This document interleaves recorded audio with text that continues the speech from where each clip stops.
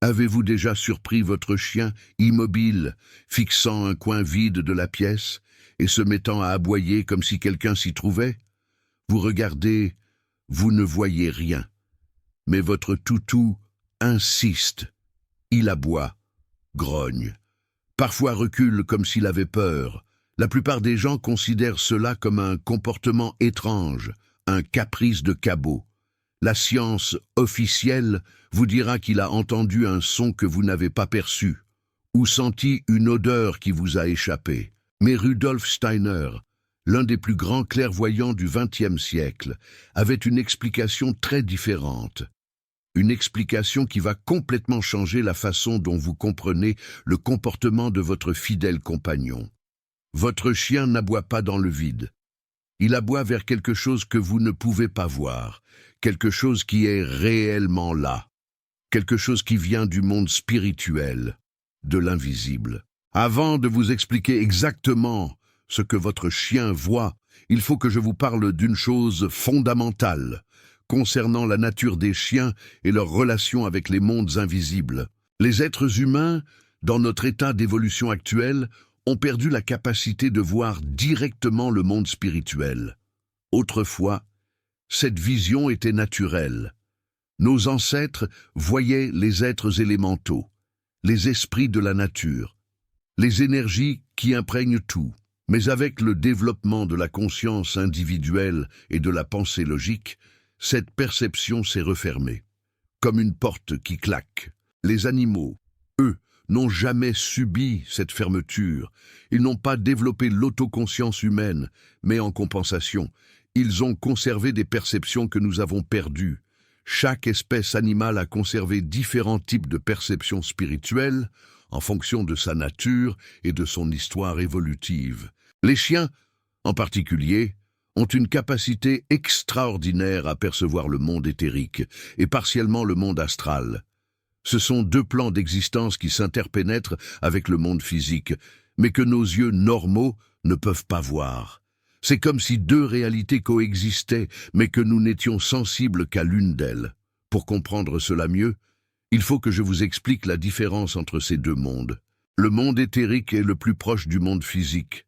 C'est comme une couche d'énergie vitale qui imprègne tout ce qui existe.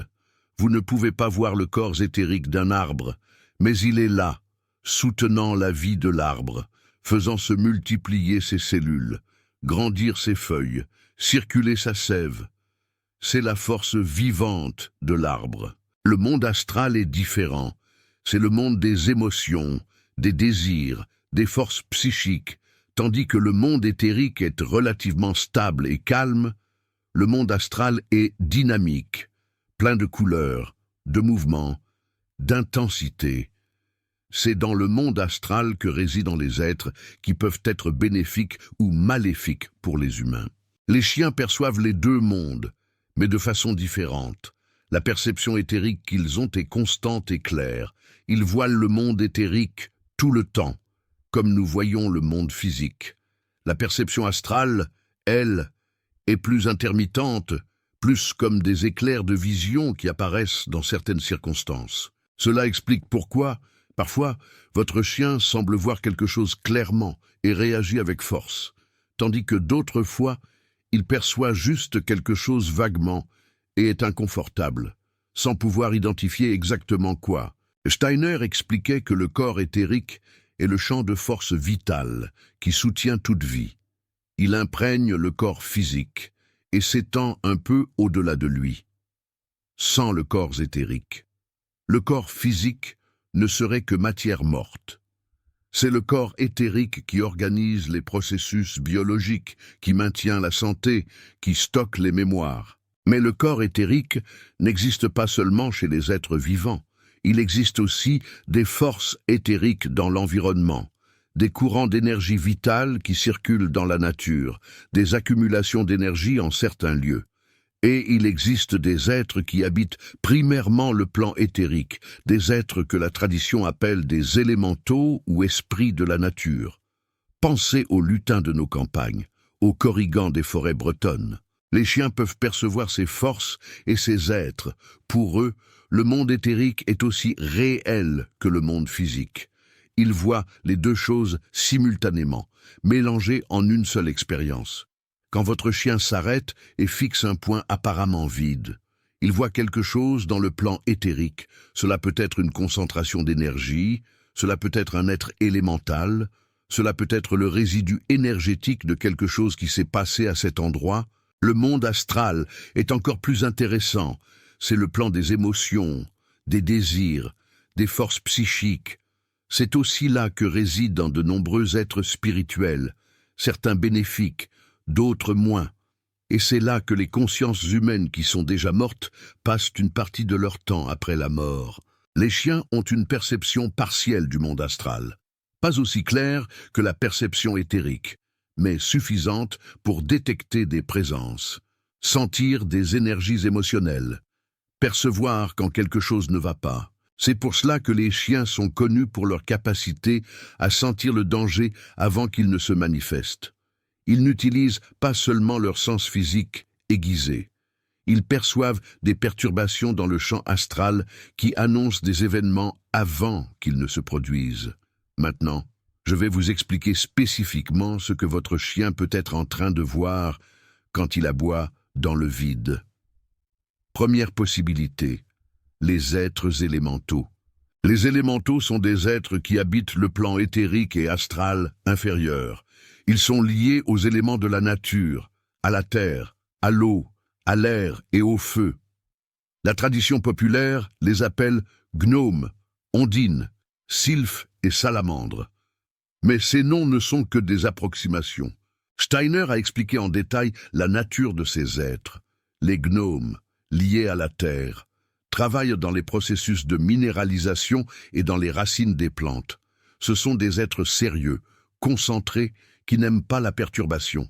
Les sylphes, liés à l'air, sont plus légers, mobiles, liés à la lumière et à la croissance des feuilles.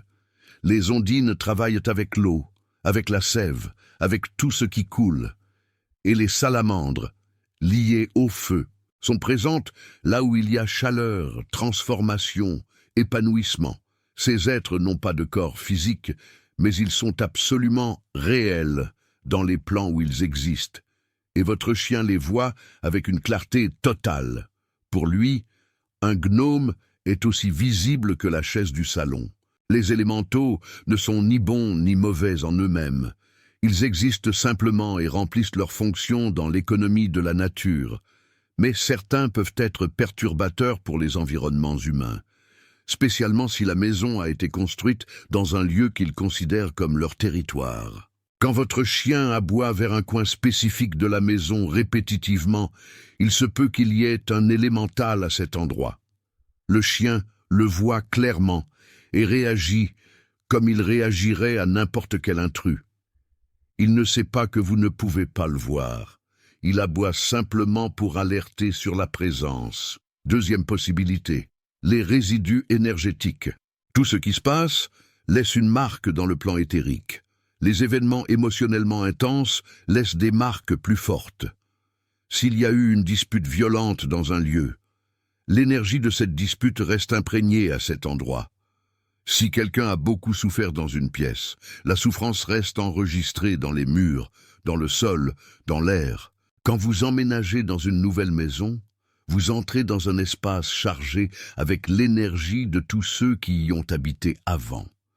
La plupart des gens ne perçoivent pas cela consciemment, mais le ressentent de façon subtile. Certaines pièces semblent accueillantes, d'autres pesantes. Votre chien perçoit directement ces résidus. Il peut aboyer vers un coin qui vous semble parfaitement normal, mais qui pour lui est chargé d'une énergie perturbante. Ça peut être l'endroit où quelqu'un est mort, où il y a eu de la violence, où des émotions négatives intenses ont été exprimées. Troisième possibilité, les esprits de personnes décédées. C'est la possibilité qui effraie le plus les gens. Mais il est important de bien comprendre. Quand quelqu'un meurt, la conscience ne disparaît pas immédiatement. Elle traverse un processus de transition qui peut prendre du temps. Durant ce processus, surtout dans les premières étapes, la personne peut encore visiter des lieux qui ont été importants pour elle de son vivant. Si votre toutou aboie vers quelque chose chez vous et que vous avez récemment perdu un être cher, il se peut que cette personne vous rende visite. Pas pour vous effrayer, pas avec de mauvaises intentions, mais simplement parce qu'elle est encore connectée aux lieux, aux personnes, aux souvenirs. Votre cabot voit cette présence. Selon sa personnalité, il peut aboyer de manière agressive, il peut aboyer de manière excitée, comme s'il reconnaissait quelqu'un, ou il peut simplement observer avec curiosité. Il existe aussi des consciences de personnes mortes il y a longtemps, mais qui, pour diverses raisons, n'ont pas correctement achevé leur transition. Elles restent bloquées dans des états intermédiaires, liés à des lieux physiques, incapables d'aller de l'avant. La tradition populaire appelle ces consciences des fantômes ou des âmes en peine. Rudolf Steiner expliquait que ces consciences prisonnières sont généralement liées par des désirs non résolus, de la culpabilité, un attachement excessif à des personnes ou à des lieux, ou une mort traumatique qui n'a pas été traitée correctement. Elles ne sont pas nécessairement maléfiques. Beaucoup sont simplement confuses, ne sachant pas comment procéder. Votre chien peut percevoir ces présences aussi s'il aboie de manière répétée vers le même endroit de la maison, surtout à des heures spécifiques. Il peut s'agir d'une conscience prisonnière qui essaie de se manifester. Dans certains cas, la réaction du chien peut même aider ces consciences. Le fait d'être perçu, que quelqu'un remarque leur présence, peut être réconfortant pour elles. Si vous priez pour ces consciences, si vous leur envoyez des pensées de lumière et de paix, vous pouvez les aider à achever leur transition. Votre chien, en vous alertant sur la présence, peut être en train d'amorcer un processus de guérison pour les deux parties. Quatrième possibilité, les êtres astraux négatifs. Il existe dans le monde astral des êtres qui ne sont pas bénéfiques pour les humains. Certains sont simplement des prédateurs énergétiques qui se nourrissent d'émotions négatives comme la peur, la colère et la tristesse. D'autres sont plus malicieux et peuvent tenter d'influencer négativement les gens. Ces êtres sont attirés par les environnements où il y a des conflits, de la dépendance, de la dépression ou des pratiques spirituelles négligées. Les maisons où il y a beaucoup de disputes ont tendance à attirer ces êtres. Les maisons où il y a abus d'alcool ou de drogue aussi. Les maisons où quelqu'un pratique l'occultisme sans connaissance adéquate peuvent devenir des points d'entrée pour ces entités. Rudolf Steiner mettait en garde spécialement contre l'utilisation de planches Ouija, les séances de spiritisme sans protection adéquate et les tentatives amateurs d'entrer en contact avec les morts. Ces pratiques peuvent ouvrir des portes qui sont difficiles à refermer. Et une fois ouvertes, ces portes attirent des êtres que vous ne voudriez pas avoir près de vous. Votre chien sera le premier à percevoir si cela arrive. Votre chien peut percevoir ces êtres et réagir avec peur ou agressivité. S'il aboie de manière particulièrement intense, avec les poils hérissés, montrant des signes clairs de peur ou d'hostilité, il se peut qu'il voie quelque chose de vraiment négatif. Cinquième possibilité, les anges et les êtres de lumière. Tout ce que votre chien voit n'est pas négatif ou effrayant.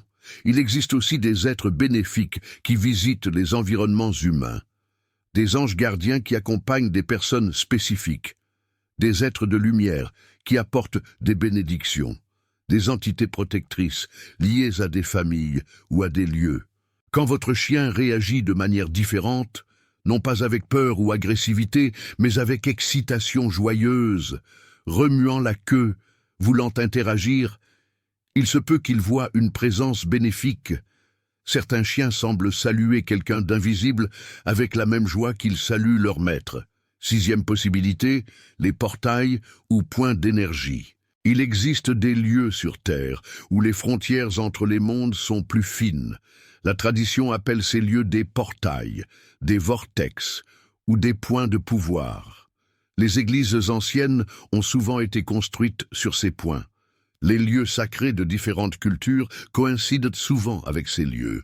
Mais des points mineurs d'énergie peuvent exister n'importe où, y compris à l'intérieur des maisons. Ils peuvent être naturels ou peuvent avoir été créés par des pratiques spirituelles au fil du temps. Votre chien peut percevoir ces points et réagir à eux. Il peut aboyer vers le point spécifique, il peut l'éviter ou il peut être attiré vers lui. Cela dépend de la nature du point et de la sensibilité du chien. Il y a aussi quelque chose que peu de gens considèrent. Votre chien peut être en train de vous voir, ou plutôt des parties de vous que vous-même ne voyez pas.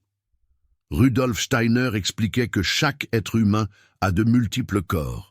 Le corps physique que vous voyez dans le miroir, le monde éthérique qui soutient votre vie, le monde astral qui porte vos émotions, et le moi, votre être spirituel le plus profond. Votre chien voit au moins votre monde éthérique et partiellement votre monde astral. Quand vous êtes malade, votre monde éthérique change d'apparence avant que les symptômes physiques n'apparaissent. Quand vous êtes émotionnellement perturbé, votre monde astral le montre clairement. Parfois, votre chien peut vous regarder fixement comme s'il voyait quelque chose d'étrange. Il voit des changements dans votre champ énergétique. Ça peut être un avertissement que quelque chose ne va pas avec votre santé. Ça peut être une perception de conflit émotionnel interne que vous-même ne reconnaissez pas. Les chiens voient aussi les pensées se former. Rudolf Steiner expliquait que les pensées ne sont pas seulement des abstractions mentales, ce sont des formes dans le monde éthérique.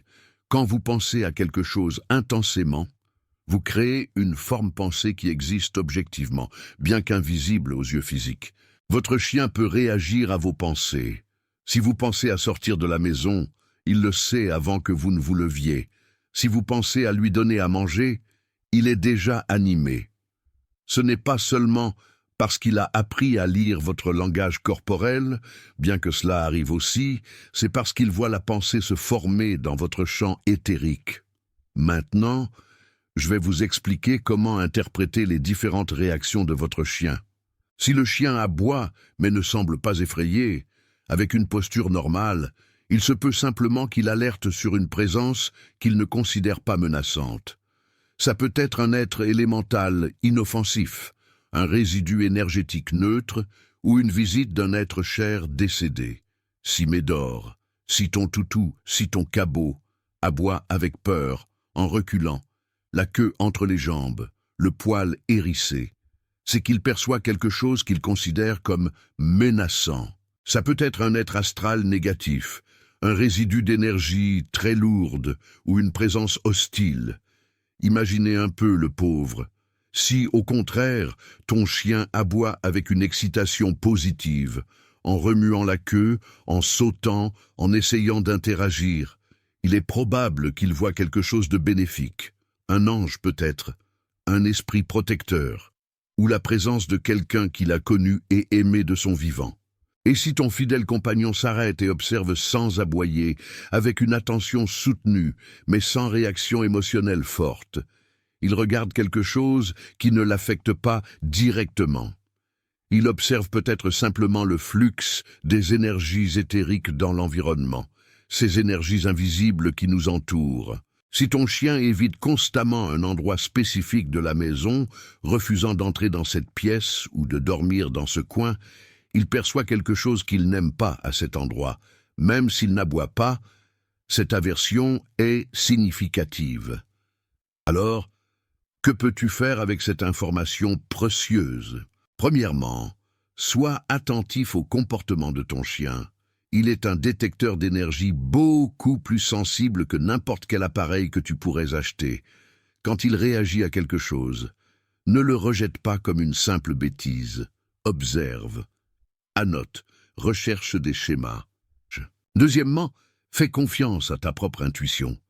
Souvent, quand ton chien réagit à quelque chose, tu aussi. Tu ressens quelque chose, même si tu n'arrives pas à identifier quoi.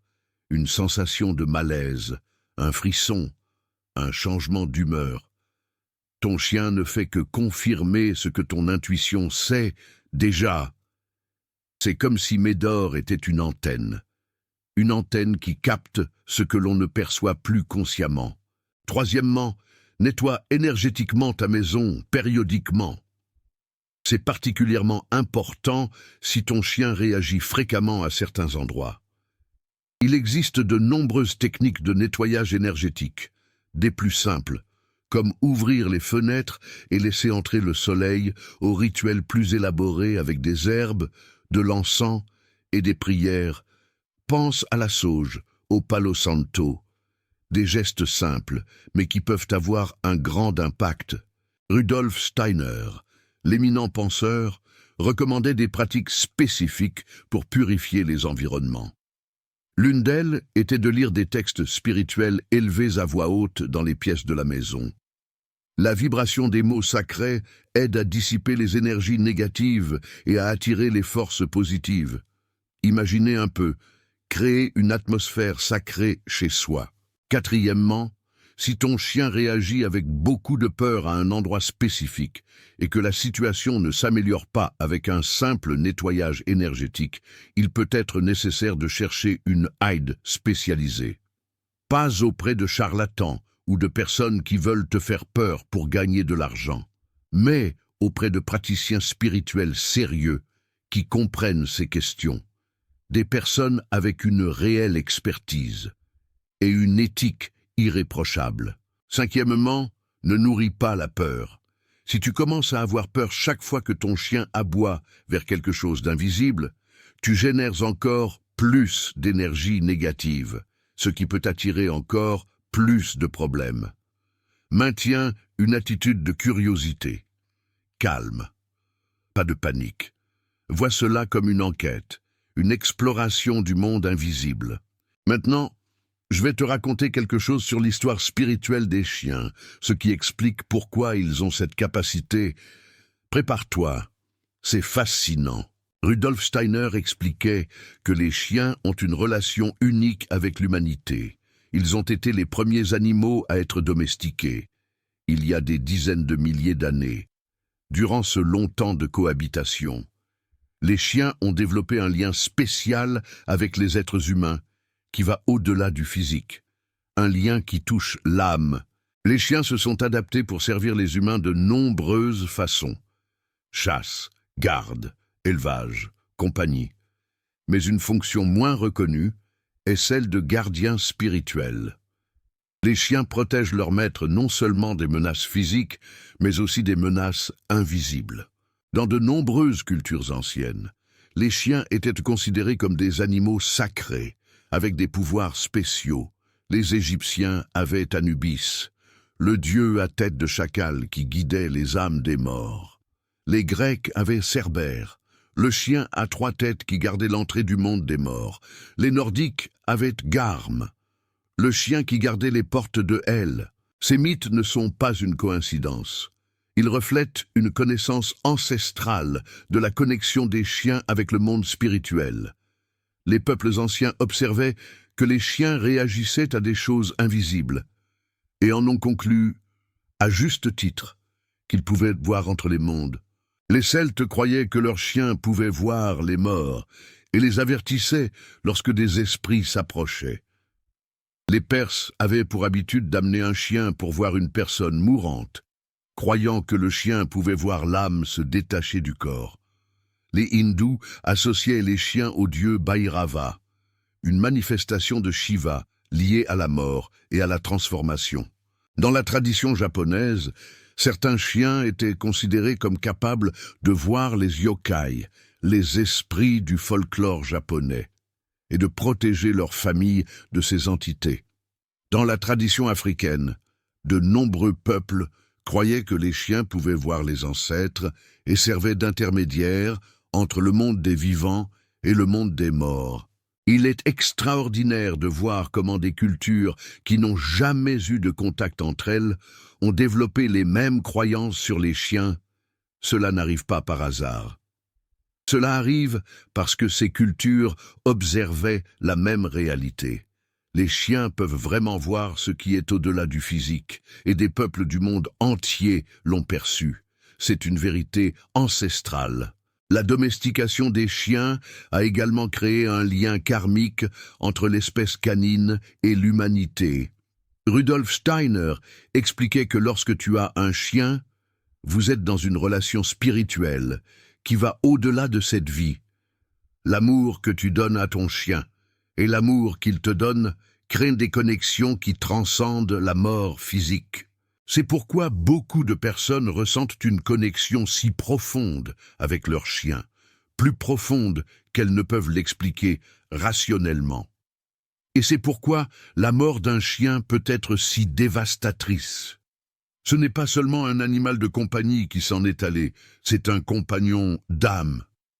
Cette connexion spirituelle explique aussi pourquoi les chiens sont si protecteurs. Ils ne protègent pas seulement leur territoire ou leur meute au sens biologique. Ils accomplissent une mission spirituelle de gardien.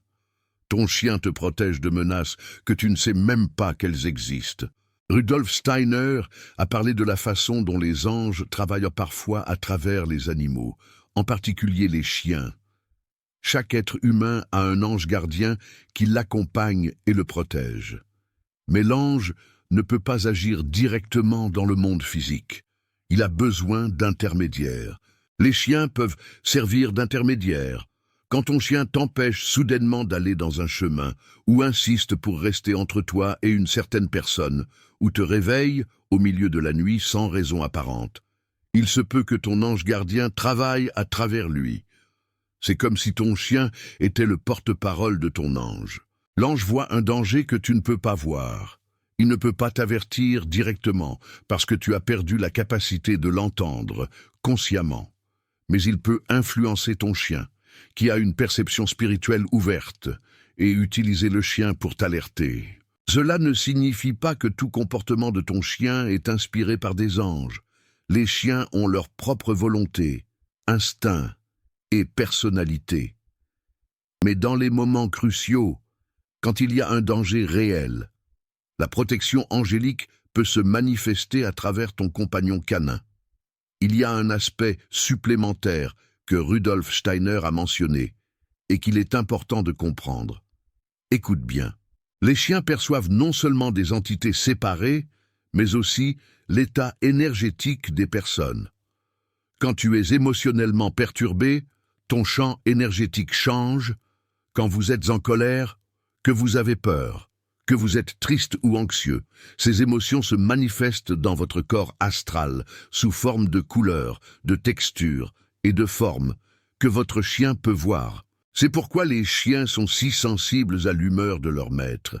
Ils ne se contentent pas de lire le langage corporel, même s'ils le font aussi.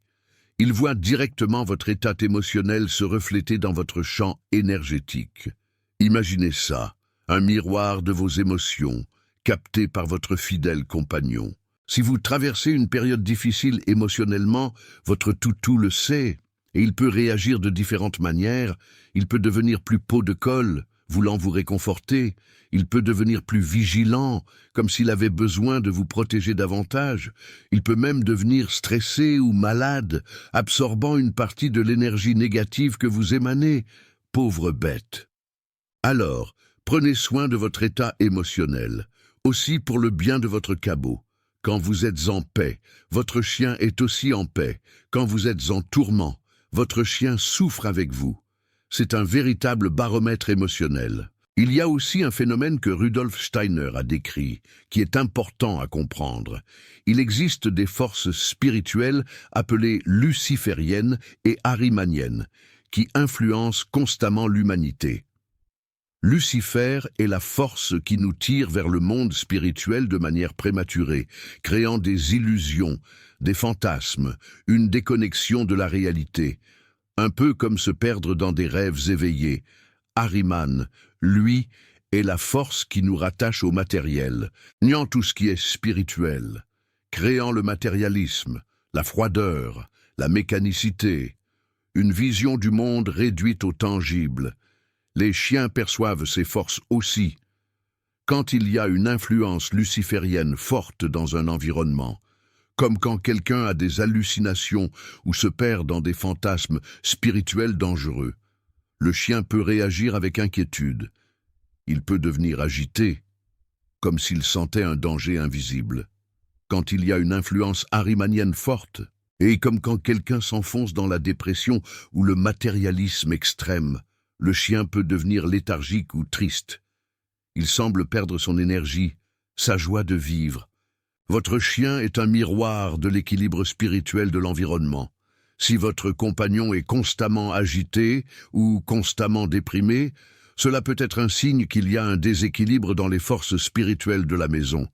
L'état émotionnel du chien peut être un diagnostic de la santé spirituelle du foyer, un peu comme un indicateur d'ambiance. Avant de terminer, je veux vous donner quelques pratiques spécifiques liées au comportement de votre chien avec l'invisible.